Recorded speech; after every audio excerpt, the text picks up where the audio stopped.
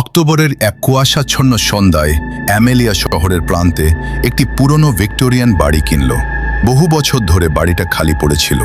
লোকজন বলতো বাড়িটায় অশুভ কিছু আছে, কিন্তু অ্যামেলিয়া এসব বিশ্বাস করত না। সে ভেবেছিল পুরনো বাড়ি, তাই একটু অদ্ভুত লাগছে। প্রথম রাতেই ঘটনাটা শুরু হলো। রাত ঠিক 3টায় সে ঘুম ভেঙে শুনতে পেল টক টক টক। শব্দটা আসছে বাড়ির চিলেকোঠা থেকে, যেন ছোট কারো আঙুল কাঠে ঠুকছে।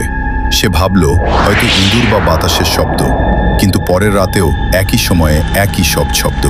তৃতীয় রাতে শব্দটা আরও জোরে হলো, যেন কেউ ভিতর থেকে বের হতে চাইছে। ভয়কে দমন করে অ্যামেলিয়া সিঁড়ি বেয়ে চিলেকোঠায় উঠল। চিলেকোঠার দরজা খুলতেই ঠান্ডা হাওয়া তার গায়ে লাগলো। ধুলো উঠছে। কোনায় একটা পুরনো ফাটা আয়না হেলান দিয়ে রাখা। হঠাৎ সে দেখল আয়নার ভেতরে তার পেছনে একটা ছোট মেয়ের মুখ। মেয়েটার চোখ ফ্যাকাশে, মুখে ভয়ের ছাপ। সে কাঁদছে, কিন্তু কোনো শব্দ নেই, শুধু ঠোঁট নড়ছে। আমাকে বের করো। অ্যামেলিয়া ঘুরে দাঁড়ালো, পেছনে কেউ নেই। আবার আয়নার দিকে তাকাতেই মেয়েটা আয়নার ভেতর থেকে হাত বাড়ালো। টক টক টক। এবার শব্দটা আয়নার ভেতর থেকেই আসছে। ভয়ে কাঁপতে কাঁপতে অ্যামেলিয়া আয়নায় হাত ছুঁয়ে দিল। হঠাৎ আয়নাটা চিরে গেল, কাঁচ ফেটে গেল, চারদিকে আলো নিভে গেল। পরদিন সকালে প্রতিবেশীরা দরজা খোলা দেখতে পায়, বাড়ি খালি।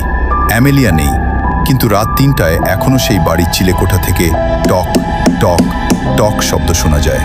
আর আয়নার ভেতরে এখন দেখা যায় 2টা মুখ, একটা সেই ছোট মেয়ের, আর একটা অ্যামেলিয়ার। এইভাবেই এই গল্পটি এখানে সমাপ্ত হলো।